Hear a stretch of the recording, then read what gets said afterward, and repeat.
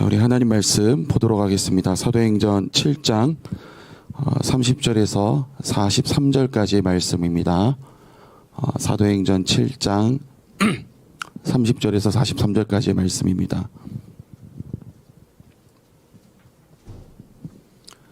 사도행전 7장 30절에서 43절까지의 말씀, 저와 여러분이 한 절씩 교독하도록 하겠습니다.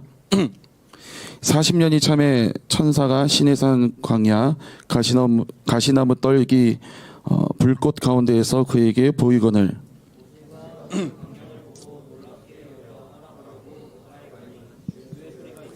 나는 내 조상의 하나님 즉 아브라함과 이삭과 야곱의 하나님이라 하신데 모세가 무서워 감히 바라보지 못하더라.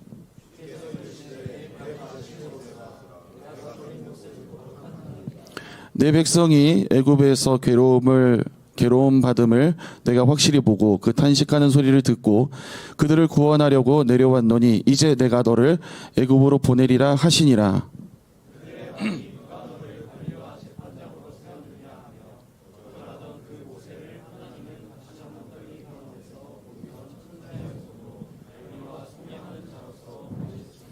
이 사람이 백성을 인도하여 나오게 하고 애굽과 홍해와 광야에서 40년간 기사와 표적을 행하였느니라.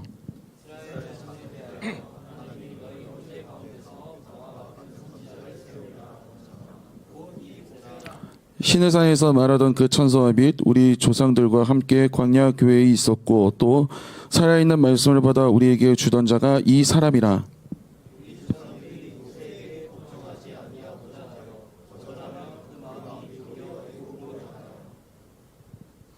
아론더러 이르되 우리를 인도할 신들을 우리를 위하여 만들라. 우리를 애굽 땅에서 인도하던 이 모세는 어떻게 되었는지 알지 못하노라 하고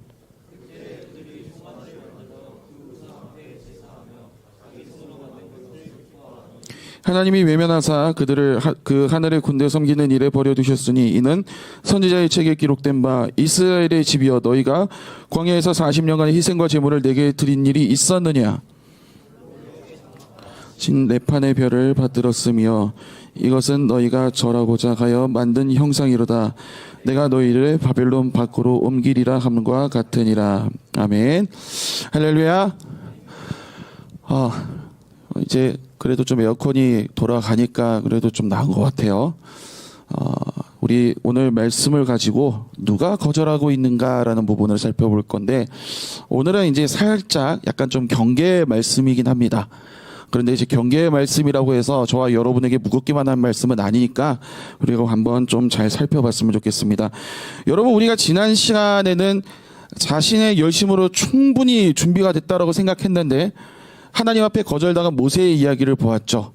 그래서 우리도 이런 상황이 펼쳐질 수 있으며 오히려 그 거절이 끝이 아니라 그 거절당하고 버려짐 받은 것 같은 그 순간이 오히려 하나님이 나를 비워내시는 그 시간이고 나를 비워내신 하나님께서는 그 비워진 자리에 하나님의 것으로 세우사 결국에 우리를 하나님의 사람답게 이끌고 가시고 만들어 가신다.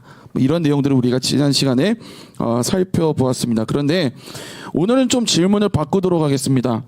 자, 지금까지는 거절당한 나라는 입장에서 이 직전까지 본문을 살펴봤다면 오늘은 어떻게 살펴봐야 되냐면 그러면 나는 거절하는 자가 아닌가? 이런 질문을 좀 던져봐야 됩니다.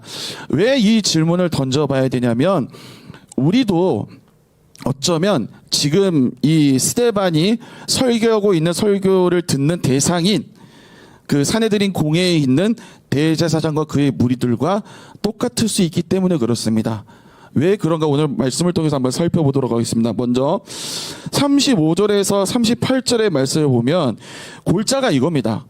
하나님은 거절당했던 모세를 이스라엘 백성에게 거절당했던 모세를 하나님이 지도자로 세우셨습니다. 여러분, 우리가 지난 시간에 살펴봤던 그 내용들 중에서 어떤 게 있었습니까? 모세가 자신들의 동족을 생각하는 마음으로 애굽 왕의 관리를 쳐 죽였을 때 그 다음날 자신들의 동족이 싸우는 걸 말리러 갔을 때 그 동족들이 뭐라고 얘기합니까? 히브리인들이 뭐라고 얘기합니까? 모세에게 당신이 우리를 위해서 애굽 사람과 맞서 싸워줬으니 이제부터 내가 당신 말을 듣겠습니다. 이랬나요? 아니죠. 뭐라고 얘기했습니까? 야, 누가 너를 관리와 재판장을 우리 가운데 세웠냐라고 하면서 이거는 되게 뭐라 그럴까요? 굉장히 좀 듣기 좋게 번역한 말이라서 그렇지 우리의 언어로 번역하면 뭔지 아세요? 야, 네가 뭔데? 네가 뭔데 나한테 이래라 저래라 이런 식으로 거절을 당한 거예요.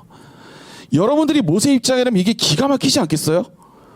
나는 사랑하는 마음으로 너희들을 지키고자 왕의 관리를 쳐주게 게 어떤 의미인지 나는 알면서도 너희를 지키려고 너희를 사랑하는 마음으로 했는데 어떻게 나한테 이럴 수 있어? 라는 이 마음 들지 않겠어요? 저 같으면 억울해 죽을 것 같은데 여러분들은 전혀 그렇지 않은 것 같아요. 눈빛이 아주 흔들림이 없어요. 무슨 의미에서 그러시는지 모르겠는데 자, 그런데 이렇게 거절당했던 모세가 미디안 광야에서 40년 동안 푹 썩어지네요. 그러다가 나이 80이 되었을 때 하나님이 다시 어떻게 세우시느냐, 이 이스라엘 백성 공동체의 지도자로 또 다시 세우시죠. 자, 여러분, 스데반이요 모세를 깎아내리기는커녕 오히려 더 높이 세워요.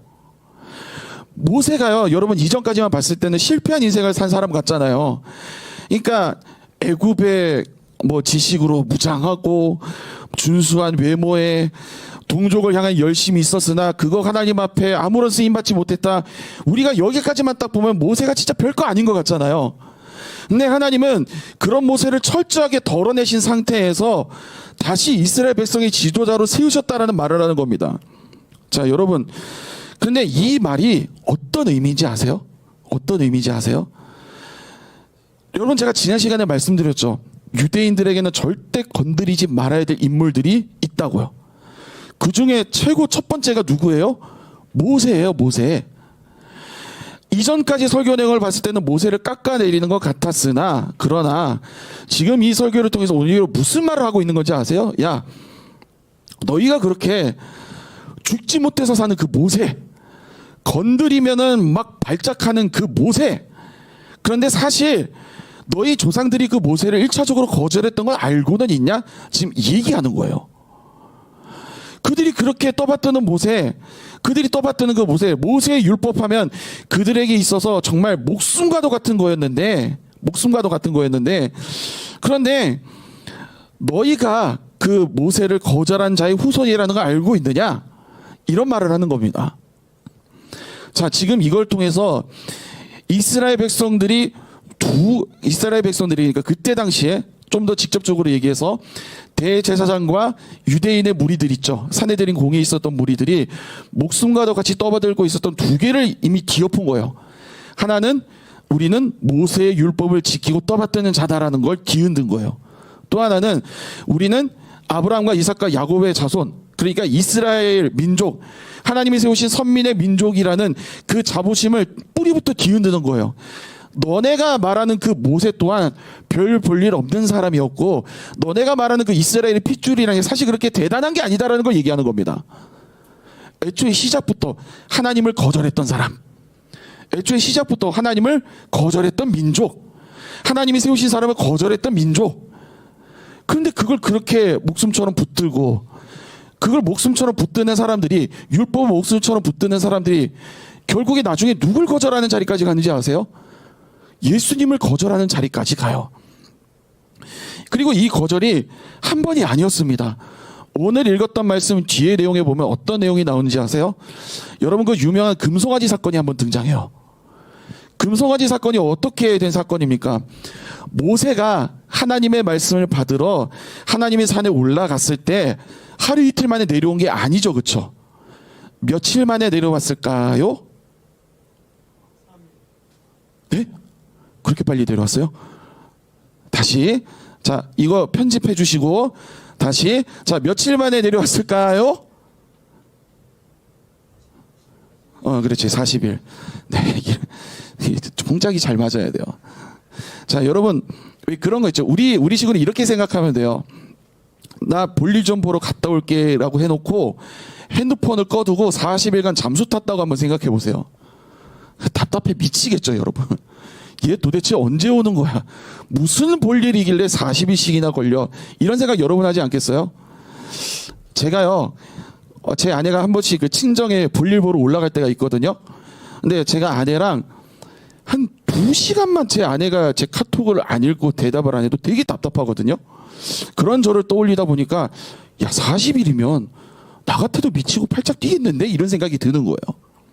근데 어쨌든 이스라엘 백성도 그 정말 미치고 팔짝 뛰는 상황이 되니까 무슨 행동을 하기 시작하냐면 우리를 애굽에서 저 가나안 땅으로 인도해낼 신을 만들어내라고 아론에게 얘기해요.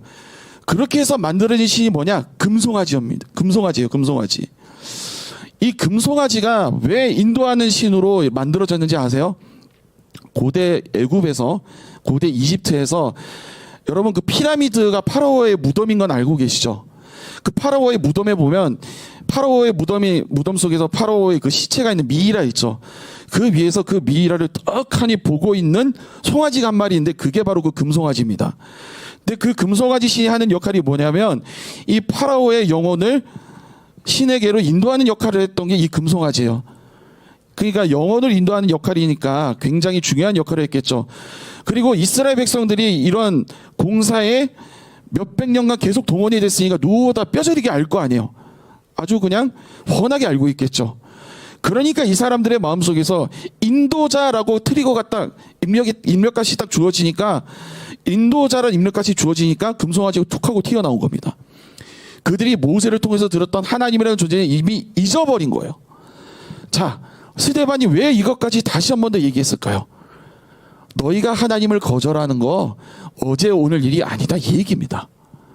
너희 조상들은 모세만 거절했던 게 아니고 광야 가운데에서 그 숱한 그 은혜를 입어가면서도 몇 번이고 계속해서 반복해서 하나님을 배반했던 게 너희들 조상들의 습성이었고 그게 또한 오늘날 너희들의 습성이다.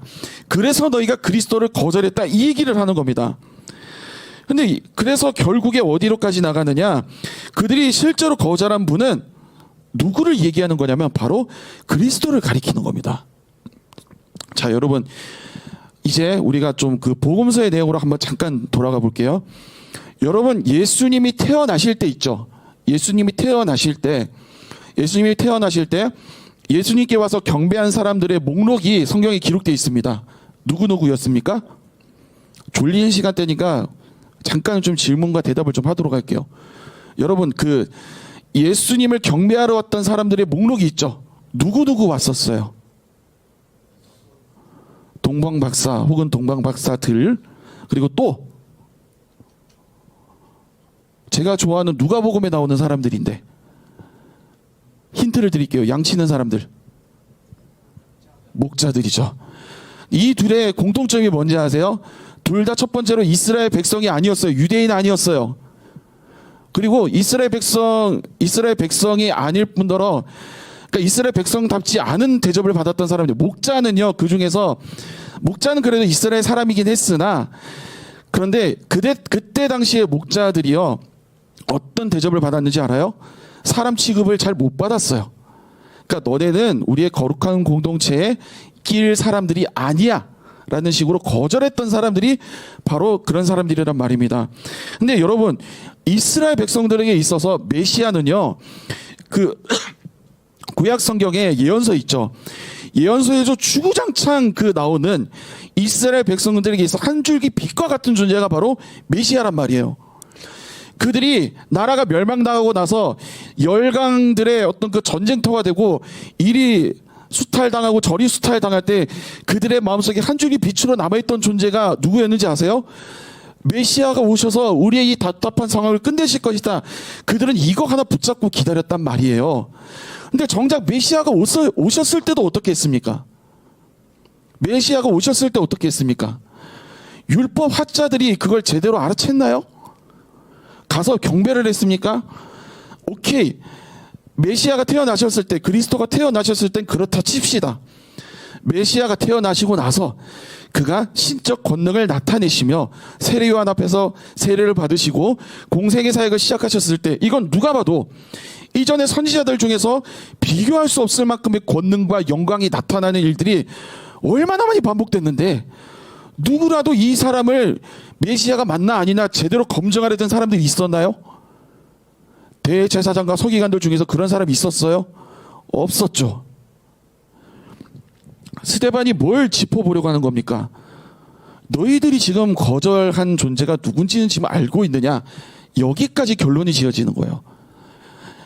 다시 한 번 더 정리할게요.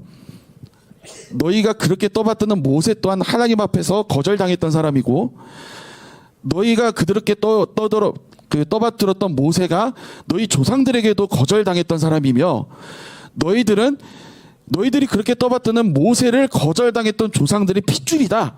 그런데 모세를 거절하고 하나님을 거절했던 게 너희 조상들에게 있어서 한두 번이 아니다. 한두 번이 아니다. 심지어 하나님이 그 놀라운 일들을 경험하고 나서 애굽에서 탈출해서 그 광야 생활 40년 동안에 심지어 우상을 만들어내기까지 했다. 너희 조상은. 근데 사실은 그것만 있는 게 아니죠. 여러분이 아시는 것처럼 이 사람들이 구약 성경에 보면, 여러분 그 사무엘 상하 이전에부터 사사기부터 시작해서 열왕기 상하, 역대기 상하까지 기록되는 내용들을 쭉 보세요. 이 사람들이 얼마나 철저하게 하나님을 버려가는지. 그래서 결국 어떻게 되느냐? 오늘 말씀에 43절 말씀 한번 보도록 하겠습니다. 그들이 끝없이 수백 년 이상 하나님을 거절한 결과가 어디로까지 이루어졌느냐? 43절의 말씀 함께 읽도록 하겠습니다. 시작.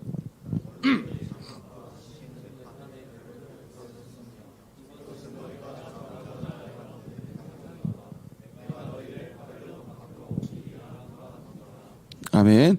자, 43절의 말씀 이전까지는 이스라엘 백성들이 하나님과 하나님의 사람들을 거절한 내용들이 쭉 나옵니다. 그런데 43절에는 굉장히 무서운 말씀이 등장해요. 뭐냐? 내가 너희를 바빌론 밖으로 옮기리라 함과 같으니라라는 말씀이 나와요. 이게 무슨 얘기인지 아세요? 지금까지는 이스라엘 백성들이 하나님을 계속 거절했잖아요. 그렇죠? 이제는 하나님이 그 백성들을 거절하셨던 그 순간까지 함께 언급하는 겁니다. 자, 여러분 오늘 말씀을 통해서 우리가 주의 깊게 봐야 되는 내용이 어떤 건지 우리가 좀 살펴보도록 하겠습니다. 여러분, 제가 아까 초반에 말씀드렸던 내용 기억나시죠? 오늘의 내용은 우리에게 있어서 좀 경계 말씀으로 1차적으로 주어질 거라고. 우리가 지금까지 살펴봤던 스데반이 설교했던 그 대상자들의 어떤 그 성향은 하나님을 거절하는 사람으로서 우리가 계속 살펴봤습니다. 그리고 지난주 설교까지는 우리가 거절당한 자의 자리에서 말씀을 대하는 그런 입장이었다면, 오늘은 나는 그럼 거절하는 자가 아닌가? 이거를 좀 살펴보자는 거예요. 여기 이스라엘 백성들이 그랬던 것처럼 나 또한 하나님의 말씀을 거절하고 있지는 않은가? 우리가 이걸 좀 살펴보자는 겁니다. 이거를 구체적으로 어떻게 점검할 수 있느냐? 참 부끄러운 얘기지만 제 이야기를 한번 하도록 하겠습니다. 여러분, 보통 전도사들이 겪는 병이 하나 있어요. 같이 신학을 공부한 전도사들이 겪는 병이 있는데, 내가 목사보다 잘해 병이 있어요. 목사님이 이제 설교를 하시잖아요. 그러면 목사님들은 뭐 축적된 지식이나 지혜가 있으시겠지만, 그런데 아무리 그래도 공부를 손 놓은 지 한 몇십 년 되신 분들도 있기 때문에 들어가서 내가 같이 신학 공부했던 나보다 빨리빨리 헬라어나 이런 것들이 생각 안 날 수도 있단 말이에요. 신학적 어떤 지식이나 이런 것들이 나보다 깊기는 하나 바로바로 생각이 안 나실 수 있단 말이에요. 그러다 보니까 내가 신학을 처음 배우고 나면 대부분 전도사들은 신세계가 열려요. 성경을 보는 새로운 눈이 열립니다. 그러다 보니까 그때부터는 내가 모든 걸 다 알아. 그냥 내가 모든 걸 다 알아요. 그래서 그때부터 저 사람들을 판단하기 시작합니다. 저 사람들을 판단하기 시작하는데 목사님들을 판단하기 시작해요. 저도 그랬던 사람 중에 한 사람이었습니다. 저는 그런 식으로 하나님을 거절했던 위치에 있었어요. 하나님이 분명히 뭐라고 말씀하시느냐? 가르치는 장로를 배나 존중해라 이런 말씀이 분명히 성경에 기록되어 있거든요. 그러면 제가 전도사이고 뭐고를 다 떠나서 결국에 하나님의 말씀이 주어지는 그 순간에는 저 다니엘 세우신 목사님이 나를 위해서 하나님이 말씀을 가르치기 위해서 세우신 그 분이잖아요. 그러면 나는 그분을 향한 마땅한 어떤 존중의 자세가 있어요. 심지어 나는 그분의 후배 사역자예요. 후배 사역자로서 선배에 대한 존중심도 있어야 되는데 저는 그렇지 못했던 사람이란 말이죠. 근데 솔직히 말해서 여러분들도 아마 비슷한 게 있지 않을까요? 여러분들도 그런 부분들이 분명히 있을 수 있습니다. 어떤 거냐면 우리가 구체적인 예는 여러분들의 상황이 다 다르니까 이걸 들지는 않을게요. 그런데 이런 거 한번 생각해 보세요. 내가 삶을 살아가다가 여러 가지 어려운 일들이 있어요. 근데 어느 순간 제가 여러분에게 예를 들어서 서로 사랑하십시오라고 얘기를 합니다. 근데 저나 여러분이나 앞에서 아멘은 하기 참 쉬운데 실질적으로 모두를 사랑하기에는 꽤 어렵죠. 그 사람이 나에게 뭔가 좀 상처를 준 사람이라고 생각했을 때에는 더 그래요. 저도 그래요. 저는요, 우리 그 친척들 중에서도 아직도 좀 그 관계가 그렇게 매끄럽지 않은 사람도 있어요. 뭐 여러분들 중에서도 그럴 수 있겠지만, 제가 지금까지 인간관계를 해오면서 제가 사과를 했음에도 불구하고 여전히 저를 못 살게 구는 사람들이 있더라고요. 그런 사람들도 제가 말씀을 전하는 사람으로서 모범을 보여야 되기 때문에 제가 그 사람들을 사랑하고 섬겨야 돼요. 사역하다가 여러 가지 어떤 트러블이 일어날 수 있습니다. 그때마다 저는 말씀을 전하는 사람이기 때문에 내가 먼저 가서 미안하다고 얘기를 해야 돼요. 근데 여러분, 그게 저한테 쉬웠을까요? 여러분이 저 보시면 아시겠지만 저 억울한 거 못 참는 사람이에요. 하나님의 말씀이 나에게 다가오세요. 하나님의 말씀이 나에게 먼저 사과해라, 먼저 사랑의 손길을 내밀어라 라고 말씀하시는데 나는 그걸 계속 거절한다 이 말이에요, 여러분. 근데 이런 상황이 여러분에게도 있을 수 있지 않을까요? 제가 매주마다 여러분에게 전하는 말씀이 그렇고, 여러분들이 지금까지 들어왔던 말씀이 그렇고, 여러분들이 지금까지 묵상해왔던 말씀이 여러분들에게 계속해서 문을 두들길 거예요. 이렇게 살아라, 이거 점검해봐라, 이거 회개해라 라고 이렇게 계속 두들기시는데, 여러분 솔직히 매번 오케이 하셨습니까? 매번 오케이 하셨습니까? 물론 그랬다면은 저에게는 너무나도 큰 기쁨입니다만, 그렇지 않은 경우도 우리에게 얼마나 많은지 몰라요. 그래서 우리는 이런 말씀을 볼 때 어떤 태도를 취해야 되느냐? 저 나쁜 사람들, 저 답답한 사람들, 이 태도가 아니라 나 또한 그런 사람일 수 있다라는 경계심을 마땅히 가져야 돼요, 여러분. 나 또한 저 이스라엘 백성들이 그러했던 것처럼, 저 대제사장이 그러했던 것처럼, 스데반을 죽이려고 뒤에서 살기 등등해서 돌 들고 5분 대기조로 있었던 저 사람들처럼 나 또한 그런 사람일 수 있다라는 그 생각을 하셔야 돼요, 여러분. 그런데 두 번째로 우리가 생각해야 될 건 뭔지 아십니까? 두 번째로 우리가 생각해야 될 건 뭐냐면, 그 찔리는 말씀이 우리에게 다가오는 게 오히려 유익이라는 겁니다. 하나님이 계속해서 저한테 뭐 서로 사랑하라부터 시작해서 더 사랑으로 섬겨라, 네가 더 낮은 자가 되라, 먼저 뭐 고개를 숙여라, 뭐 이런 양심의 가책들을 계속 건드리실 때, 그때가 아직은 은혜의 때라는 거예요. 무슨 말인지 아세요? 자, 여러분, 우리 그 본문의 내용들을 한번 쭉 눈으로 한번 훑어보십시오. 처음에 시작했을 때부터 우리가 43절 이전의 내용까지 한번 쭉 보세요. 계속해서 이스라엘 백성들이 하나님을 거절하죠. 지난 시간에는 우리가 뭘 봤습니까? 모세가 거절당하는 것까지 봤어요. 그런데 모세가 거절당하는 게 아니라 사실은 마지막에 어떻게 됐습니까? 이제 모세가 하나님을 거절해요. 모세만 하나님을 거절한 게 아니고 그 구함을 받아야 했던 이스라엘 백성들이 모세를 거절하고요. 결국엔 하나님을 거절하는 자리까지 나가는데, 하나님을 단 3번 거절했다 이게 아니라 그들 조상의 대대로 계속해서 하나님을 거절했어요. 여러분, 성경의 역사의 내용을 보시면 아시겠지만 이스라엘 백성들은요, 나라가 멸망당한 다음에도 정신 못 차렸어요. 그때도 정신 못 차리고요. 오죽했으면 말라기서가 구약 성경에서 맨 마지막에 나온 그 마지막에 기록된 선지서거든요. 거기에 보면 어떤 내용이 나오냐면, 전 이거 보고 굉장히 깜짝 놀랐어요. 11조 훔치지 말라는 얘기가 나와요. 하나님 앞에 마땅히 올려드려야 될 그 예물 있죠. 그 예물을 너희가 훔쳐가지 마라, 이런 내용까지 나와요. 그 정도로까지 타락하고 하나님 그렇게 지적하셨음에도 정신을 못 차려요. 우리가 하나님 앞에 뭘 잘못했습니까? 이런 얘기까지 나와요. 그런데 여러분, 그걸 기억하셔야 돼요. 하나님이 그렇게 계속해서 하나님의 사람들을 보내시고 여러분의 양심을 건드리시고 여러분들에게 찔림을 주시고 이런 말씀을 주실 때가 오히려 우리가 하나님 앞에 살아있다라는 증거예요. 양심이 찔린다는 게 사랑의 증거입니다. 왜냐하면 43절의 말씀은요, 절망적인 내용이거든요. 우리가 하나님을 거절하는 것도 참 안타까운 상황인데 43절의 말씀에 보면 어떤 게 나옵니까? 하나님이 거절하시는 장면이 나와요. 여러분, 우리에게 있어서 진짜 끝은요, 하나님께서 우리를 버리시는 것, 하나님 우리를 거절하시는 게 진짜 절망적인 상황인 거예요. 더 이상 나한테 양심의 가책이 되지도 않고, 더 이상 내가 말씀을 듣고도 무거운 마음이 들지도 않고, 눈물이 나지도 않고, 찔림도 없고 이러면은 그게 진짜 우리에게 절망적인 상황이라고요. 하나님의 말씀이 나를 무겁게 하고 내 양심을 찌르고 이게 절망적인 게 아니라, 하나님의 말씀을 들었음에도 불구하고 아무렇지도 않고 무덤덤한 그 상태가 제일 절망적이라고요.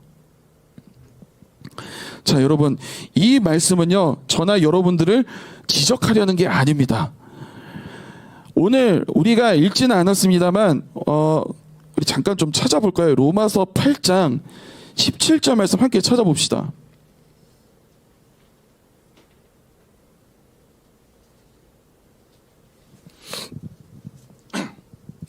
로마서 8장 17절 말씀을 함께 찾아보도록 합시다.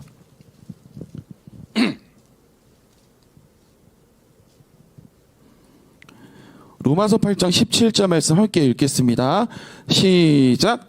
자녀이면 또한 상속자, 곧 하나님의 상속자요 그리스도와 함께한 상속자니 우리가 그와 함께 영광을 받기 위하여 고난도 함께 받아야 할 것이니라. 아멘. 로마서 8장 17절의 말씀이 바로 이에 대한 해법이 됩니다. 무슨 말이냐면, 자, 여러분 잘 들으세요. 분명히 17절에 뭐라고 나와 있느냐? 영광을 받기 위하여 고난도 함께 받아야 할 것이니라, 이 말씀을 하시잖아요. 우리가 하나님의 말씀을 받은 상속자로서 살아가는 삶에 영광만 있는 건 아니에요. 고난도 함께 와요. 근데 그 고난 중에 어떤 내용들이 있는 거냐면, 우리가 방금 나눴던 하나님의 말씀이 나에게 계속해서 양심의 찔림을 주고, 하나님이 나를 계속 건드리시는 것 같은, 나를 광야의 상황으로 일부러 이끄시고 다듬으시는 것 같은 그런 괴로운 상황들이 올 수도 있다, 이 말입니다. 무슨 말인지 이해가 가세요? 그런데 이것은 곧 무엇을 위함이냐면 그리스도의 영광에 참여하기 위해서 우리에게 주어지는 고난이라, 이 얘기예요, 여러분. 로마서 8장 17절에 말하는 건 바로 그 내용입니다. 여러분, 우리에게는 같은 길이 열려 있습니다. 오늘 본문이 보여준 그 길로 우리를 이끄는 은혜예요. 우리를 하나님이 계속해서 스데반의 어떤 설교를 통해서 그 대제사장과 그의 무리들을 치기만 하는 것 같은 말씀으로 들려지지만, 그러나 말씀이 들려지는 것 자체가 이미 우리에게 기회를 주시는 것이고, 말씀이 들려지는 것 자체가 이미 그 말씀을 통해서 그리스도의 영광에 참여하도록, 여기서 말하는 거는 그리스도의 장성한 분량까지 반드시 우리를 이끌고 가시는 그 하나님의 은혜가 끊이지 않고 우리에게 주어진다는 그런 의미예요, 여러분. 자, 그럼 이제 마지막으로 여러분에게 제가 묻겠습니다. 여러분은 어느 자리에 서시겠습니까?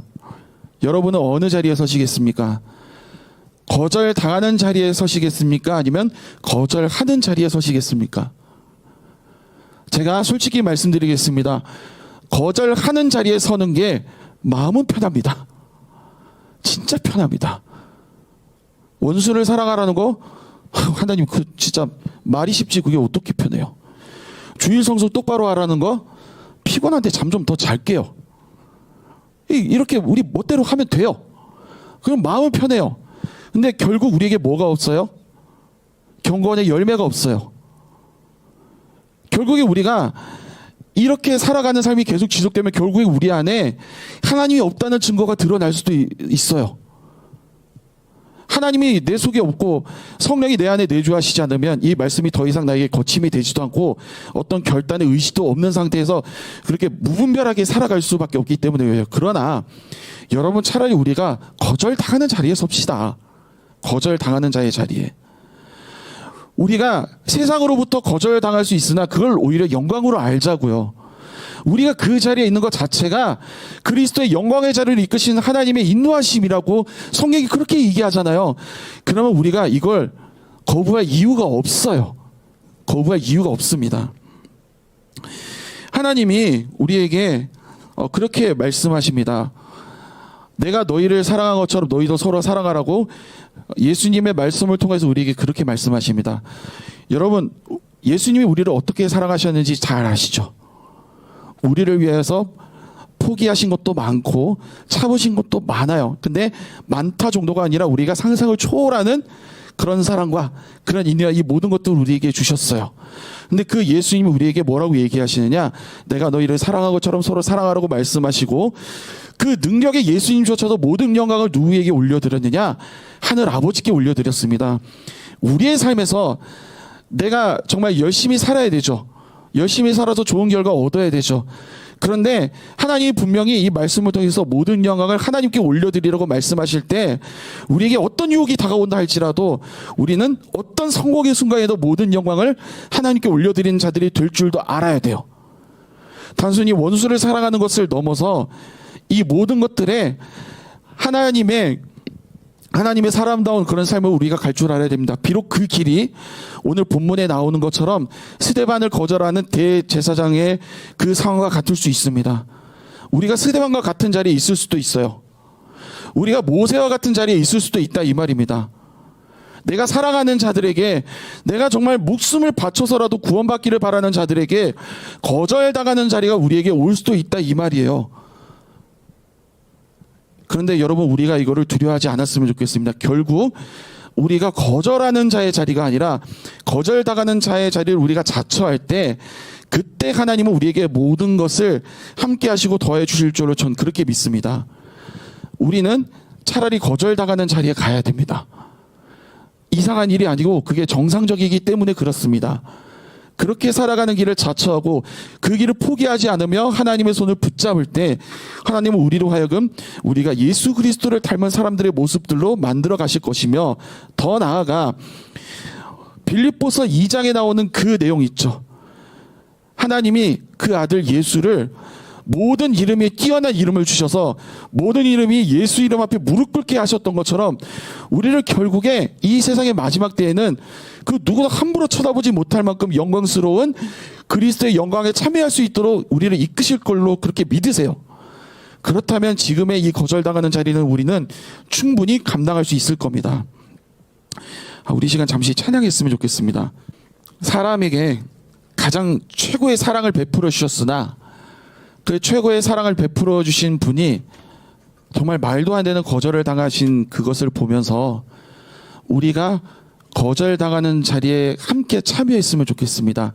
주님이 당하셨던 그 거절의 자리에 우리가 나아갈 때 곧 주님이 받으셨던 그 영광에 우리를 참여시키실 거로 분명히 성경이 약속하십니다.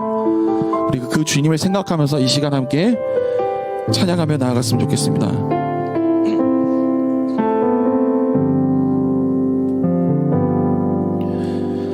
왕, 겸손의 왕, 평범한 목수의 아들, 주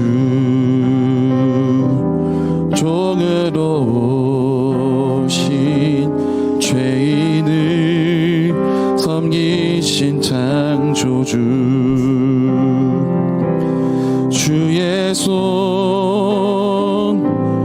거친 못이 찔렀고 주의 발 갈보리 오르셨네. 모든 것 내어주신 주님, 우리의 발을 씻겼네. 주가 싫어 거역한 우리 위해 고통당했네. 무엇을 위한 사랑인지, 무엇을 위한 희생인지, 당신은 사랑의 눈먼 주님. 이렇게 찬양합니다. 왕, 겸손의 왕,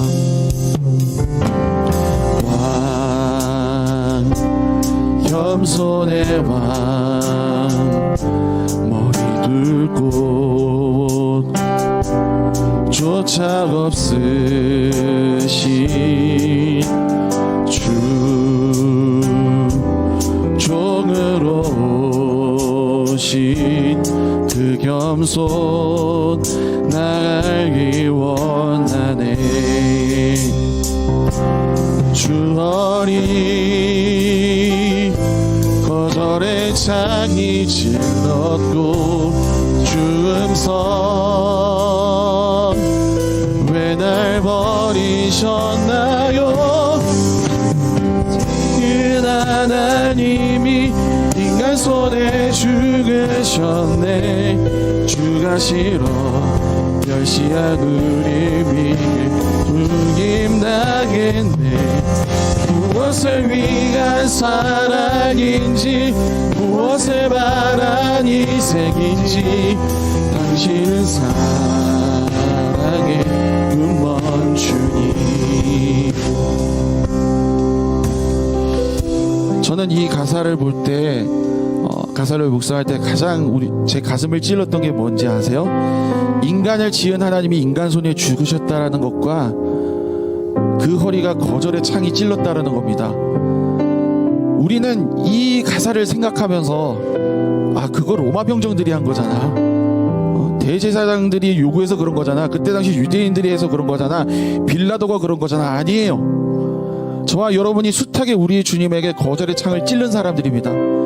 거절의 못을 박은 사람들입니다. 우리가 내가 너희를 사랑한 것처럼 서로 사랑하라고 말씀하시죠. 내가 너희를 사랑한 것처럼 서로 사랑하라고 말씀하시는데 이 사랑의 실천부터 시작해서 하나님 아버지께 영광을 올려드리라고 하는데 우리가 얼마나 숱하게 교만합니까?